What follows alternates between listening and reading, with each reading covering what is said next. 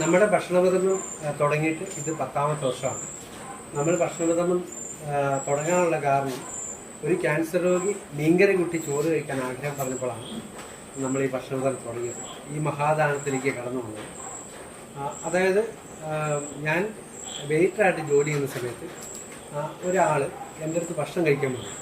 അന്ന് അദ്ദേഹം ചോറും ഒരു കപ്പയും ഒരു മീൻകറിയാണ് മേടിച്ച് മുമ്പിൽ വെച്ചിരിക്കുന്നത്. കുറേ നേരം നോക്കി നിന്നിട്ടും അദ്ദേഹം അത് കഴിക്കാതെ വന്നപ്പോൾ ഞാൻ ചെന്ന് വിവരങ്ങൾ തിരക്കി, എന്താണ് ഇത് കഴിക്കാത്തത് എന്ന് ചോദിച്ചപ്പോൾ അദ്ദേഹം പറഞ്ഞത് തൊണ്ടയിൽ ക്യാൻസറാണ്, ആഗ്രഹങ്ങൾ കൊണ്ട് മേടിച്ചു വെച്ചാണ്, ഇത് കഴിക്കാൻ പറ്റത്തില്ല എന്ന് പറഞ്ഞപ്പോൾ ഞാനത് പൊതിഞ്ഞു കെട്ടി അദ്ദേഹത്തിന് കൊടുക്കുകയുണ്ടായി.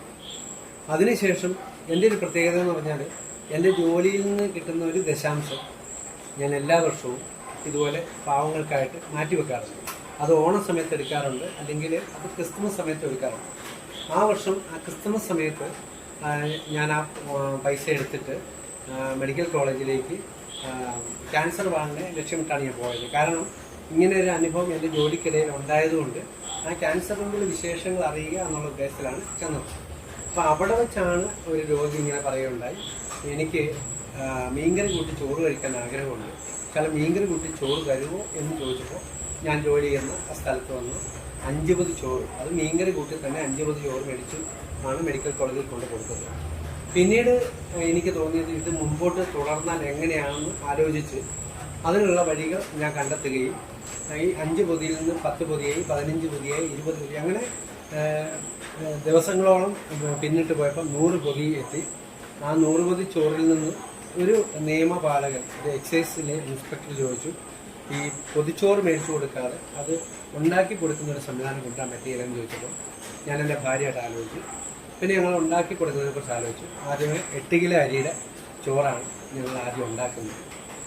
അതിനുശേഷം 1 ബൈ 1 ബൈ ആയിട്ട് ഇത് വളർന്നു ഒരുപാട് ബുദ്ധിമുട്ടി പ്രയാസപ്പെട്ട് ഒരുപാട് വാടക വീടുകളിൽ താമസിച്ചു.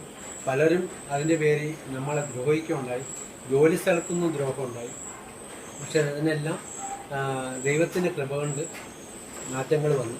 അവസാനം നമുക്കിവിടെ മെഡിക്കൽ കോളേജിൻ്റെ അടുത്ത് തന്നെ ഒരു ചെറിയ ഒരു സ്ഥലം വാങ്ങിക്കാൻ അവസരം ഉണ്ടാകുകയും ഒരു നന്മ മനസ്സ് മുമ്പോട്ട് വന്നിട്ട് നമുക്കൊരു ബിൽഡിംഗ് കെട്ടിപ്പടുക്കുകയും ചെയ്തു. നമുക്ക് കൂടുതൽ ആവശ്യമൊന്നും മറ്റൊന്നുമല്ലായിരുന്നു. നമുക്കൊരു പാചകപ്പരം മാത്രമാണ് ആഗ്രഹിച്ചത്, ഒരു പ്രസ്ഥാനമേ ആഗ്രഹിച്ചിട്ടില്ല. പക്ഷേ ദൈവം അനുഗ്രഹിച്ച് ഒരു പാചകപ്പരയും അതിനൊപ്പം നിരവധി ക്യാൻസർ രോഗികൾക്ക് സൗജന്യ താമസമൊരുക്കുന്ന ഒരു സംവിധാനം, എൻ്റെ വീടെന്ന ഒരു സ്വപ്ന പദ്ധതിക്ക് തന്നെ നമ്മൾ തുടക്കം കുറിച്ചു.